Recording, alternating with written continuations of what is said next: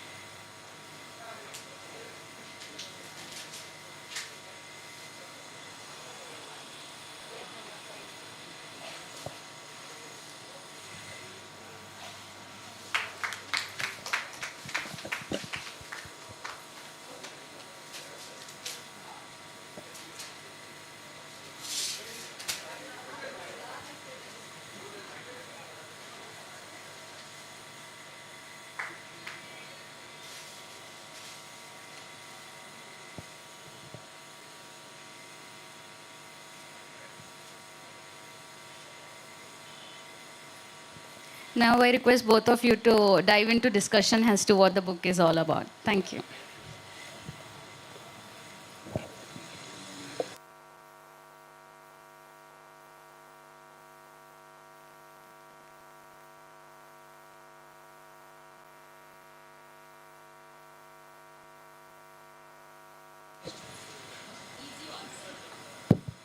Yep.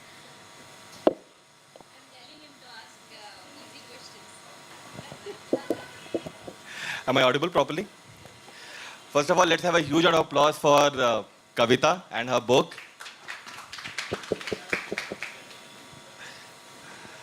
And with great pleasure and gratitude, I would like to say it's very difficult, even in 2024, that we are talking about equality, leadership roles, and the women role in the whole society regarding the equality and how the empowerment needs to be done, right? And I had the privilege of reading the book beforehand. So I have few questions, and let me first start. Kavita, I loved the preface of the book. I am very, I mean, preface is like a keyhole to a beautiful house, and you can just deep dive, peep into it, and understand what kind of book you're going to read coming forward, right? So, in the preface, you have mentioned that the spark for this book was ignited in the corporate boardrooms, where you saw that capable women were doubting their places in leadership roles. So, could you share a more specific moment that made you realize that you had to write this book? Okay, first of all, thank you so much. And I am just so overwhelming to talk about my book itself. This is my first book, Leadership Roles Are Not for Women. Um, so I started with the title and then started writing a book. So it's been 8 months, and I always tell this is the second delivery, first being my son, okay, who was like 9 months, and now this is the second one, which came out to the world at 8 months, right? So a book for mind-vote leaders is what I've mentioned. It's not gender biased, basically. It's not just for women. It's basically for anybody who's into the decision making. Yeah, because leadership roles are decided out there, Yep. right?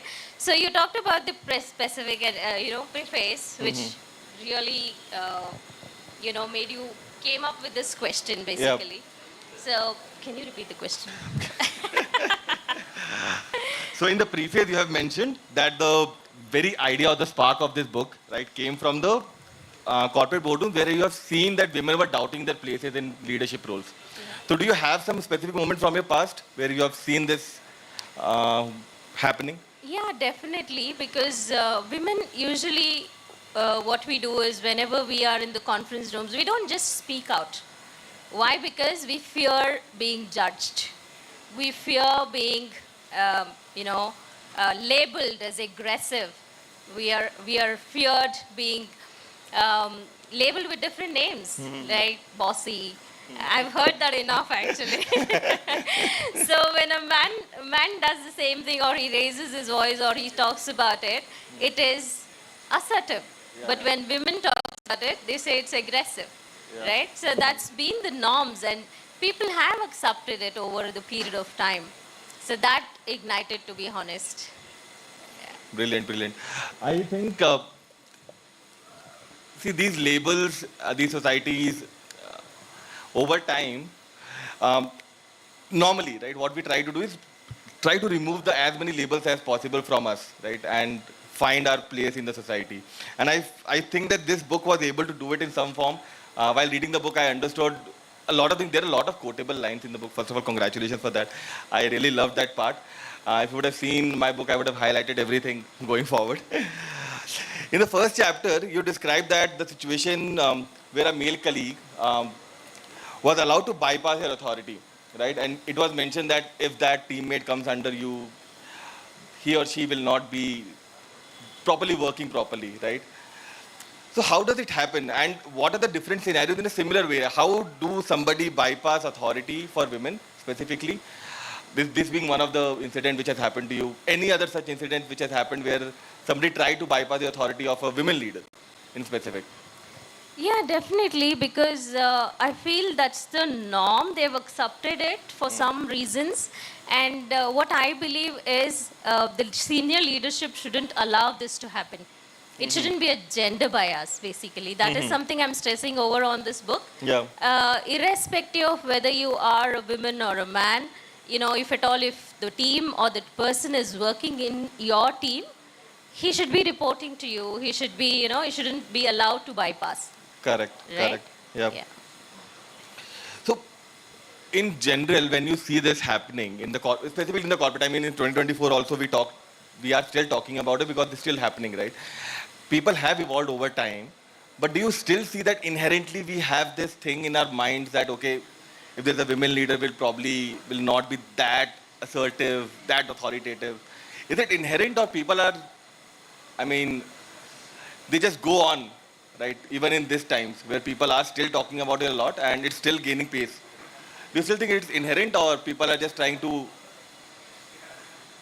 on their own, they do it? I think it is basically the traditional approach, and I also feel there's no acceptance. Say for example, there is a woman. I'm talking about something, and people just don't want to listen because I'm a woman. Yeah. If I raise my voice, I've been tagged. I've been saying okay, she's very bossy and things like that. They try to bring you down, but you need to stand your foot. Yeah, that's the message I've tried to give in, because everybody will definitely try to pull down, when you're trying to climb up the ladder. Yeah. Right. So in one of the chapters, you discuss about the importance of recognizing and embracing your own uniqueness as a leader, right? So do you have, when you talk about uniqueness, what is that unique quality do you feel you have, which is helping you out in your leadership role and leadership journey? And how did you identify it? That's a very thought-provoking question, right? So basically, the self-awareness. I would say self-awareness is the key. So when you have that self-awareness, it's like that's one of the unique qualities. Yeah? Not everyone would have self-awareness. Everybody would be thinking, okay, what about that guy passing by? He might make a comment on me. Or, when you are fulfilled with what you What you know, have. or the confidence, that is enough. So that brings the uniqueness by itself. Okay, okay. Anything, okay, talking about the strengths and the weaknesses, because you have already mentioned earlier that the women doubt their place sometimes in leadership roles in society sometimes, right? And while this transition is happening, that women are mostly now taking a more leadership role. They're coming into the roles where traditionally they were not there, right? What are the mental mindset, or what are the things which goes inside their mind while they are transitioning into these roles, um, fighting the society, their own leaders, right? And specifically the mindset of the people. What do you think goes around in the mind? Okay, one thing I have seen is, when a man decides or when he says, okay, I want this promotion, he'll go and ask. Okay, but women don't ask. We wait for them to recognize. We wait for others to recognize us because we are working hard. Okay, assuming that the other person or the manager would definitely notice it. But no, it doesn't work like that. You Yeah. gotta go and ask them, Uh-huh. demand, and tell them rightfully that you are deserving to be there. So the women whom I have seen, they actually self-doubt. They just, kind of, okay, no, maybe next year. That's how it keeps going. And we get to do all the donkey work, right? And the titles are given to somebody else, right? Yeah, yeah. It's a very valid point, right? I think a lot of people, not only women, I have seen a lot of men as well, who goes around this thinking that merit will bring in more recognition for them, and probably they deserve promotion, which they require. But I think you have raised a very valid point. You also emphasize a lot on the need of inclusivity into the workplace, where everybody feels very conducive, friendly, and a place where they can grow, basically. Not only leadership role, in general as an individual, right? So can you discuss a time where you, as a leader yourself, you stood your place to promote inclusivity and that create that kind of culture in your own organization, or let's say in your own. Sure. I think it's the open communication. Open communication is the key. Whenever you're managing a team, whenever you're talking to people, the open communication helps set right expectations. As a leader, you need to ensure that you communicate well and clear. Also, there's no room for assumptions, which is very important. And having that open communication itself sets the ground. So I believe, and I have done this all these years, 23 years, some people are not very receiving, but that's okay, that's their problem. I mean, they need to come out of it and, start accepting things. And the more clarity you have as a leader, and the more clear instructions or clarity or the expectations you set, it becomes easy. Life becomes very easy. Yeah. And I recently transitioned into a role of manager, and I'm still figuring out how should I go ahead. I've tried this. I've tried this where I try making my teammates, my peers, and my colleagues more friendly. Let's say in a place where they could probably reach out to me at any point of time and say anything, right? Even a feedback. I'm open to it as well. I'm trying it. A lot of time I'm also not able to take it, but yes, trying to be more conducive, right? Talking about managers, there is one quote in the book which I liked, which where you mentioned that many think all managers are leaders, but all the leaders do not have a title. And I completely agree. All the managers are not leaders, right? And I think a lot of leaders do not even need a title to go ahead with, correct? They can be a simple team member and they can still show that kind of qualities. So, from your own life, have you seen somebody like that? Not in a leadership position, but still doing something what a leader should have done. Probably having a vision or having that clarity in mind to take the team forward, or just as an individual take the responsibility and accountability of the work they are doing. Have you seen someone in their life whom you are more inspired from? Yeah, definitely, because that's where I had been inspired once upon a time. This guy had no title, absolutely. He was not a manager by title, but he was actually going ahead and taking all the initiatives, trying to lead the team. And he didn't care about the title itself. That inspired me. And I asked him, why are you doing this? He said, why shouldn't I be doing it? That was a moment for me. And this was very early, like about 20 years back. And Okay. from there, I have not turned back and look back actually. Irrespective of whether I have a title or not, I've been done that job. And after 2, 3 years or doing it continuously, you get the title. For sure you get the title, Yeah, yeah, but it yeah. takes time. Yep, yep. I think at any organization it is somehow time dependent, right? Proportional. If you spend so many years in an organization, probably you will get a title, let's say a manager or a VP at certain point of time. But to become a leader, it takes a lot more than just getting the title, right? I've also over the time learned this fact that leadership is something which is not something very inherent to everything, right? There are some leaders who are naturally born, right? They have that skills to lead people. But these are the skills which people can get as well, right? Via mentorship, via coaching. A lot of managers, they go ahead and coach their own team members and peers so that while they become the managers later on, they can probably be a good one, right? Just not with the title. So what do you think? I mean, you have also emphasized this in the book, right? Regarding the mentorship and the coaching, in the specifically in the promotions, right? How do you feel some kind of programs, mentorship programs, can be incorporated in these leadership roles at the corporate level, so that we are not only producing managers with title, we are producing some good leaders. What are the things which you probably think can be done specifically in the corporates for the leaders? I think the mentorship program, the women empowerment program, it shouldn't be only on papers. It should be more action oriented or result oriented. When I say result oriented, how many people have you promoted through these programs? How many people you have promoted with titles through this program? Or what is that results, what we have achieved? Today we just bring in 10 people, put them in a room and go through the mentorship program. That's it. We are not bothered what they are going to do about it. And there's no tangible results there.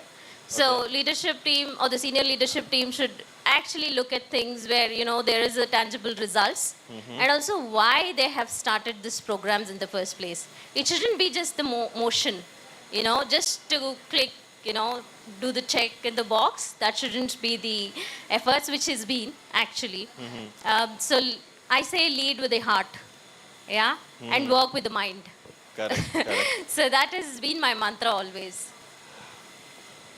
So at an organizational level where, let's say, thousands and millions of people are working in same organization, do you see any, practical mentorship program that can be implemented, which is just not a PPT, let's say a workshop? And what do you think should be the frequency of these programs going forward for a specific person? Let's say if I am going to become a manager in coming future, right? And they put me into a program. If I go for a session once and then come back, right? I can't expect myself to become a good leader, a good manager.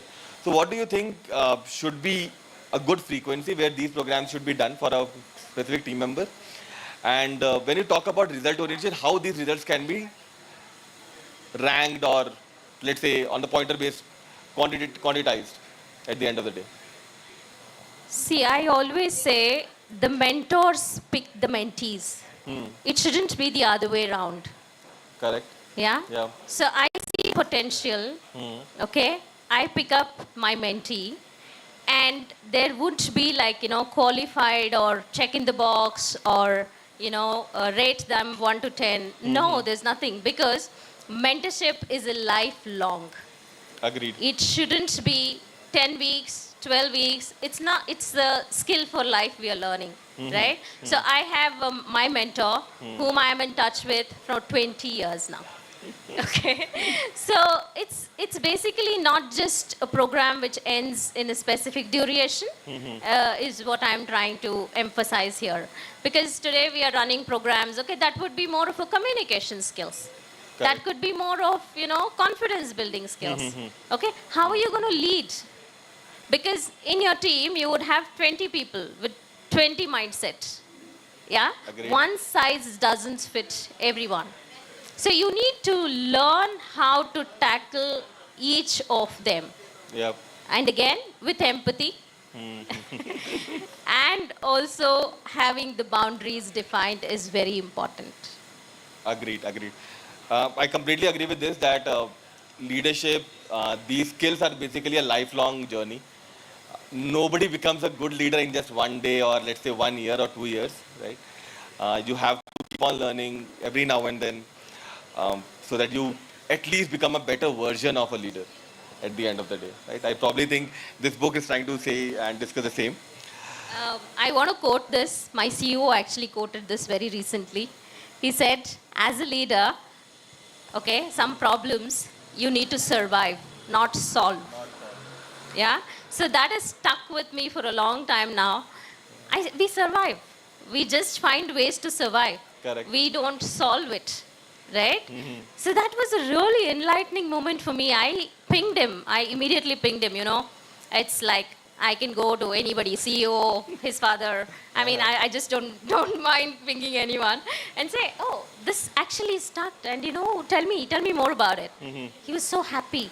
He was Yeah. so happy that somebody, you know, calling it out, somebody, it just ignited. Out of 500, 800 employees, one person pinging him and asking him about this question. Imagine. And he was so happy. He was like, yeah, he could explain me more. Because that is how he, with his 33 years of experience, you know, that's the wisdom he's talking with, right? Yeah, Yeah. yeah. A similar line, there was a quote, right? You need to choose your battles, right? Which one to fight and which one to just ignore. Talking about conflict, right? In the book, there's a very specific notion you argue about. It's an outdated notion, but you still argue about that, women against women, and you advocate more for collaboration. You mention in the book that most of the time it's women who are bringing other women down, and they should probably, instead of being into the competition, they should probably collaborate more so that they can bring out the best in the other one, right? So, have you seen any kind of shift in this mindset over the last 20 years of your own corporate leadership journey? That now women are more collaborating with each other rather than competing with each other and bringing each other down? Or they're still the same and you want to see a drastic change over time in the forthcoming future? Okay, that's an amazing question, actually. Women against women. How many of us have, I mean, how many of us that seed has been put in even before we started thinking? Yeah? Right? So even right from the household, right from the moment we are born, okay, women doesn't like another woman. They can't stay in the same house. You know, the ಕನ್ನಡಲ್ಲಿ ಏನೋ ಹೇಳ್ತಾರೆ ಎರಡು ಜಡೆ ಒಂದ್ ಕಡೆ meet ಆದ್ರೆ ಪ್ರಳಯ ಆಗತ್ತೆ ಅಂತ. So that is not true. That's a seed that has put into our minds even before we started thinking. Because I'll tell you, apologies for all the men out here. ಇದು actually ಏನಕ್ಕೆ ಆಗಿದೆ ಅಂದ್ರೆ men believed that if we unite, ಅವ್ರಿಗೆ ತೊಂದರೆ ಆಗತ್ತೆ ಅಂತ. So the moment we unite, okay, they would feel the threat. So Okay. they started telling women against women. Okay, because Okay. women never used to go to work in the olden days. They used to sit at home, cook for these guys, right? So, okay, henge iವ್ರನ್ನ unite ಆಗಿ ಇಡಬಾರ್ದು. Yeah? So, for all my Kannada audience here, this is what I would like to say. ಇದು ಬೀಜ ಬಿತ್ತಿರೋದು ನಮ್ಮಲ್ಲಿ ಇಲ್ಲ ಇದು. It is like women doesn't support another woman. No, there's nothing like that. That's very, very outdated. Yeah? Agreed. And please, as a woman, please support another woman. And also support men.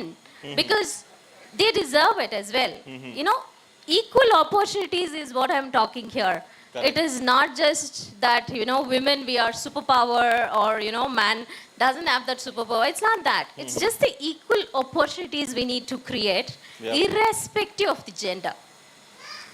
Agreed, completely agreed. Funny thing, which when we're talking about the notion where the men had planted this seed, I just completely went into the mind and thought, men, great idea. They became Britishers, something like that, and divide and rule. Nevertheless, you mentioned about in the book you discuss about failures being the stepping stone for success, right? And I think this is very true for everybody, not specifically for any specific individual. For everybody, failures are those small places from where you start stepping up, and you at least learn what exactly not to do, and then you start doing everything correct, right? Do you have anything in general or in specific for you as a personal failure which you have faced in the past, where you felt that okay, this is it, and if I'm able to overcome this, probably I'll be a better person or a better leader at the end of the day. Did you face any failure in your own corporate journey in the last 20 years? That's a very tricky question. I have to go back to my, 20 years. Of course, there were challenges. I would not say it's a failure. I would say it was a learning opportunity. Yeah, first thing first, when I have mentioned about the guy who didn't wanted to report to me directly, so I didn't take, at that point of time, definitely it hurt me. I'm not going to say, I'm not going to lie, saying, okay, it didn't hurt me, I'm a superpower, I have superpowers and all. No. Basically, it did hurt me. Then I started thinking, what made him think that? When you empathize a person, what made him feel that he shouldn't be reporting to me? Right? Agreed. So maybe we joined together and I got the promotion. He didn't get the promotion, right? So because he didn't, maybe he was not demonstrating those skills. Correct. And maybe he was a bit hurt as well. So over a period of time, I tried to sort that things with him. And he was so happy. Even today, he's in touch with me. He takes my mentoring. He takes my suggestions and advice. And that was a win for me, right? If at all, if I had stopped talking to him, I would not had that opportunity to mentor him or to groom him, to make him like, the mindset shift. It's like, you would not be less if you report to a woman. Your mother is also a woman. Right? Yes, yes. So that is something you will have to try to unblock the person while you're unblocking yourself. Okay, yes, got it. That Got thought process helped me. And this, one of my mentor, one of my manager gave me this strategic plan. It didn't come from me. Talking about empathy, okay, now this is a tricky question from my end, okay. If you start empathizing with everybody and every now and then, and let's say there's a challenge which come up, right, and empathize with it, you'll probably find that, okay, this is why this has happened, right? You'll probably start to give justification to everything which is happening around you, correct? But then how do you overcome it? Now that there's a challenge which has come up to you, right, and you empathize, okay, something is happening, for example, the example which you gave right now, right? And you empathize, you understand, okay, this might be the reason, right? But you're not able to do anything about it, but still wrong. So in that scenario, what do you do? Okay, so it is situational, right? See, if a person on the other end is able to receive, say this is 1 liter water bottle. I'll try to pour in 2 liters.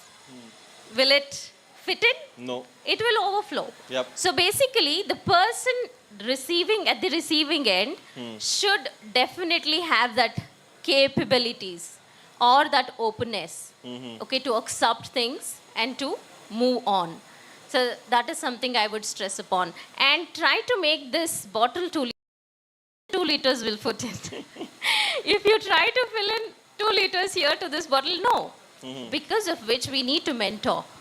That's where the coaching helps.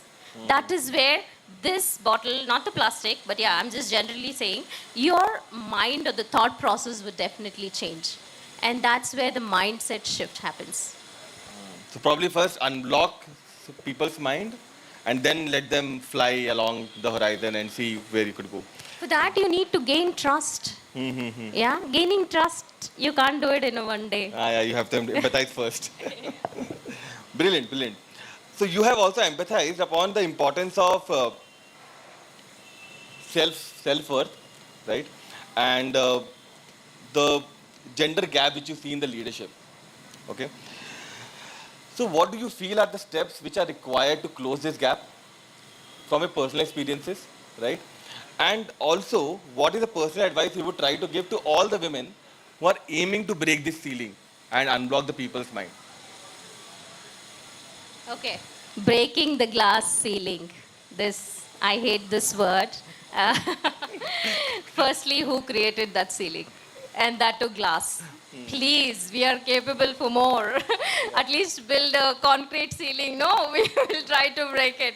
Okay, so jokes apart, I think glass ceiling is more to do with the invisible barriers, right? Okay. So that's what you refer to glass Yes, ceiling, yes. breaking the glass ceiling.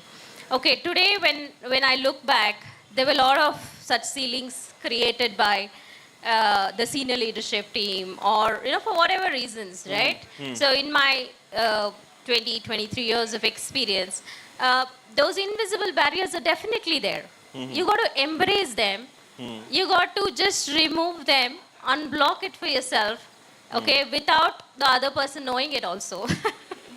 So how you do it, it is again the self-awareness. I'll go back to the self-awareness, which is very important. The moment you're confident about yourself, the moment you know what you deserve, that will bring you in the front. Okay, if you're not aware, if you don't know what to do, or if you're not sure, or you're doubting yourself, the self-doubt I call it, nobody will push you in the front. Nobody, trust me, nobody will do it. Yeah. And especially in the corporate, nobody will do it. They'll Yeah. try to pull you back. Oh, you Exactly. are having the self-doubt. Oh, yeah, come back, come back, yeah. So the self-awareness is pretty important. At the same time, not being overconfident about your skills, because when you're overconfident, you're closing all the ways to learn. Yes. So when you are open to learn, that is when people will approach you. You need to be, as a leader, you need to be approachable. Not sitting in the closed doors and say, oh, I'm the leader, I'm the leader. You'll not become a leader. You will just become something else. Yeah. So you should be approachable, first thing, and the Yeah. open communication helps. Also, the self-awareness. With the boundaries of the empathizing, yeah, takers don't have boundaries. Givers should define it for themselves. Yeah, that's why I always tell my team, you define your boundaries. Yeah, because it's very important to define boundaries, because the takers don't have boundaries. Trust me, they don't have boundaries. You need to know when to stop. When to stop? Yeah, agreed, agreed. I think so much of wisdom in that last question, last answer. Great, great. Now, see, this would require, since there is a mind shift change which is required for this thing to happen. The whole society needs to change. Their mindset needs to change, right? What do you think would be the role of men and society in general in bringing this change, right? And how do you think they can bring their change? Sorry. There's a chapter in my book, Men at Work. Yep. So I'm sure the title itself is so catchy that people are saying, okay, Kavita, what is this Men at Work? I said, go ahead and read for yourself. I've put a quote there, strong men support women. It is so true. Agreed. Trust me, weak men target women. Okay, I can tell you this with my experience. When I say strong, I've seen my dad supporting me. I have seen my brother supporting me. I've seen my husband supporting me. I've seen a couple of my friends supporting me. Yeah? But when it comes to their colleagues, that's where the question mark. You support your women at home. I mean, you support your wife, you support your sister, you support your mother, you support everybody at home. But what happens at work? No, they say, she shouldn't be getting the promotion. She doesn't deserve it. So why you not? Obviously, the karma hits back, right? So the person who's going back home and his wife is scribbling, I didn't get a promotion. So the karma, it's just the karma, right? You are not supporting your colleague at work, and your wife is not being supported by her colleague at work. Same. So it's all with the men now, and the mindset shift, and also, like I said, strong men support women. Brilliant. Now, before we start closing off the session, and I have two more questions to go, right? First thing, I have two questions more. So, what do you think would be the role of books in bringing this mind shift change? The first question. Correlate to this, do you think books can change mind? And if can, right, do you have any recommendation for the audience here? That's an amazing question, to be honest. See, today there's a book mela or, this event. I hardly see people. When I go to the mall, we see so many people out there. Yep. And just imagine you're holding a book and walking around. What would be the impression of a guy who's holding the book and walking around and looking at the book every now and then? What would be your impression about the person who is walking with the book? I'm just asking any audience. What would be your reaction when somebody holds a book? Not necessarily this book, some other book. And what would be your thought about that guy? Introvert, nerd. Yeah? Introvert. He's very introvert, nerd, underconfident probably. Really? No. Okay. Sometimes. What do you think, Dara? Wow, okay. Yeah. Wonderful. What about you, Obi? I would think that he must be a bookworm, that he's carrying a phone and not a book. What would you think, Vaishu? I think he's a nerd. Okay. What do you think, ma'am? Ma'am? Manjula, ma'am? The same thing. He's a nerd. Okay. So I see from a different point, okay? He might be intelligent. Yeah. He might not like to gossip around. Or, sorry, yes, sir. Wastage of time. And that's the right word you used, yeah? So mad scrolling, he's not into mad scrolling.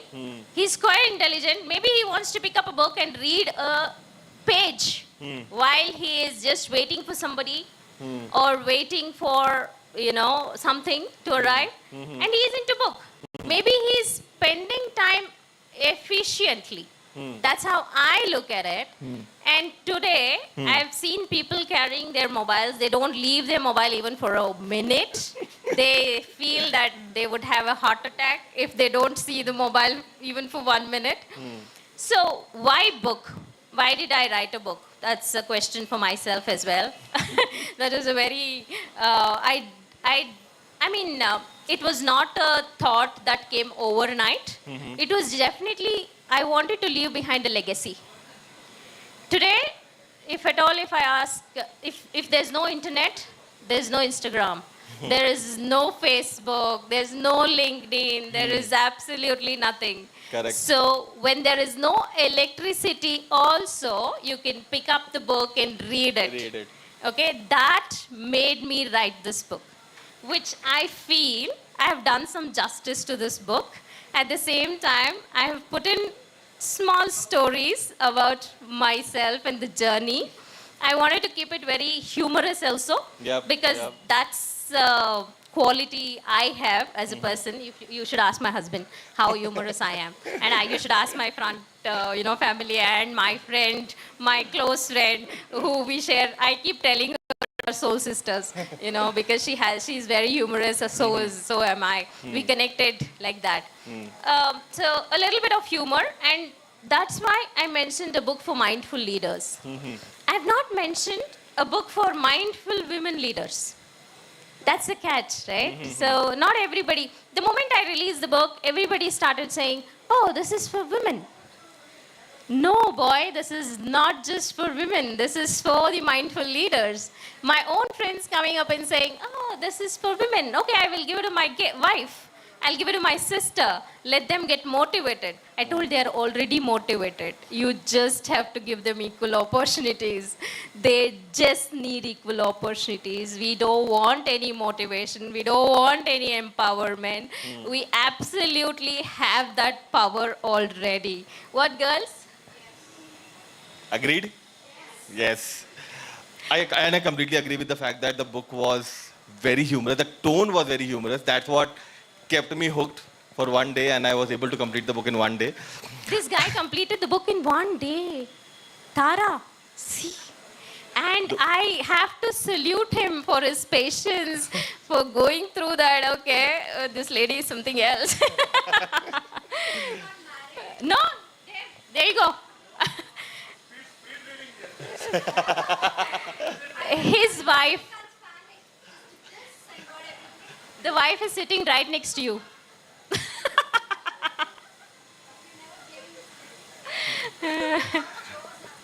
No, we'll talk about the chores later on. Some other session. When I write a book. Okay, my final question to you. Okay. Yeah. If there's one key message which you would like to give to everybody, not only women, to the society in general, what will you say them? I think the last line in the book, don't wait for someone to lead, you take the lead. That is something which I want to give the message because my parents told me, and she made sure that I lead. She's given me that power. She has given me that kick, saying, okay, you gotta lead. You're born for that, kind of. But jokes apart, I think leadership is not everybody's cup of tea. Okay, I'm telling you why. Because there are some people who get burnt out. Agreed.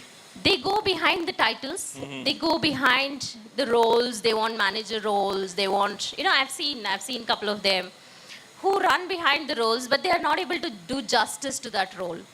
If you are not a natural giver, or if you are not able to motivate your team, inspire your team, that's not for you. Okay, please accept yourself. Please accept, just because it's a rat race or somebody is chasing that role doesn't mean that it is for you. Yeah? So why I'm saying this is, there are people who have been burnt out, after getting that role. They prove themselves, they get into the role, but they're just not happy inside. Not able to take the pressure. Yes, they're not able to take the pressure. At the same time, they feel, okay, I'm not fit for this role over a period of time. And they're not giving justice to the role as well as to the people in their team.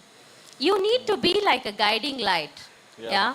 That is the role of a leader. And I would say not all managers are leaders, because in this corporate world, everybody are like, okay, he's my friend. He comes with me for a drink. Let me promote him. And the women don't go for drink. We have chores at home. We'll have to go attend that. So we don't get promotions. Yeah, that's a different story. So it's basically that way. And when the man comes back home, his food is on the table because his wife has come back early, cooked for him. And he need not have to cook for his wife. I mean, nobody asks. Yeah. So why I'm saying this is, I wrote a post yesterday also on LinkedIn. Leadership is not for everyone. So stop chasing that. If you feel you're a natural giver, the selflessness, that's when you have to chase for the role. But otherwise, I have seen people who are doing amazingly well in the individual contributor role as well, where they would definitely get a title they deserve. Like, for example, technical manager, or manager who doesn't manage a team, but he's still a manager because of his experience. Yeah, that's how you negotiate the roles in your organization, right? I don't want to lead a team, but I want a promotion, right? So that's okay. If you have clarity in that thought, you would definitely ask for what you want.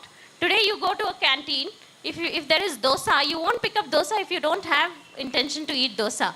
You would go for rice. Yep. Yeah, that way you will have to be very clear on what you ask for, right? So don't burn out yourself just because somebody, your friend is a leader, or your colleague has been in a leadership role. It's not necessary that you have to be in the leadership role. You can still grow, you can still contribute, you can still make a difference. Even a drop in the ocean is very important. Brilliant, brilliant message. I was reading this article way back, I think 2-3 years back, and it was about that not everybody needs to be extraordinary. Not everybody needs to be the top of the class, because there would be only few people. It's not a shame to be an average person. Right? You will become average at some point of time, because if somebody surpasses, you will be at, if you've seen the bell curve, most of the people are in the middle, right? you just have to accept what you have, find out what is your self-worth and where you find your own happiness and just work towards it, right? So very good. Thank you, Kavita, for this. And if you are a seasoned speaker, a seasoned leader, a very old leader, somebody who was beginning out on the journey of leadership, somebody who wants to understand what leadership means, right? I would highly recommend this book. Not a huge book that will give you a lot of gyan, but something which you can take it back, some practical solutions, right? And also, for all the women, I think please go ahead. And I would also ask all the men, start supporting your colleagues, your women around you, right? And let them go ahead, let them take that stride, right? I have seen women around me who are more intelligent than me, and I feel that if they can go ahead, it's better. I'll probably not be good at doing that job, probably. So they should probably go ahead and do that job. So yes, do give it a read. I think it's available everywhere, right? It's Amazon, Flipkart, everywhere it's available. Please go ahead and give it a read. And thank you, Kavita, for talking to me. Thank you. Wonderful question, Sunil. I should mention about Sunil. Sunil is an amazing speaker on Toastmasters, and I am meeting him for the first time. Also, I approached Abhishekta to be a speaker, and she pitched in her husband. So that's how it happened. I was like, yeah, okay, she's plunged into the action, you know. This is something which I loved about Abhishekta. She just doesn't allow the opportunity to pass on. She's just there, grabs it, and makes it happen. And I have seen this rare quality. Very few have this rare quality. They say procrastinate. Oh, I'll think about it. Okay, I'll come back to it, and things like that. Abhishekta just stole the show. The first woman or the first person I spoke to become a speaker was you, and that's it. You have been amazing, and so is Sunil. Thank you so much, Sunil. Thank you, It was a Kavita. very short notice. This guy read the book in less than 24 hours. Yep. I mean, kudos to him. Come on, please clap for him. Thank you. Thank you, Sunil. Thank you, so Kavita. much. And over to you. Come. Thank you so much, ma'am, for writing such an inspiring and empowering book for everyone to read, not just women. And I want to take a moment to thank you, sir, for I appreciate you for advocating for women's rights and equality and empowering them. And of course, the exchange of dialogues was very good. It was really very insightful. Thank you to both of you. And the Thank you books so are much. available at Nav Karnataka stores for the ones who want to get it. Thank you. Thank you so much for the support, and I would like to thank Shweta as well. This is like very short notice. I think I told my mother about this event last night, okay? Because it was that busy, and I had literally no time to talk to anyone or tell about this event. Thank you so much, Shweta, for making it happen so quickly. Thank you.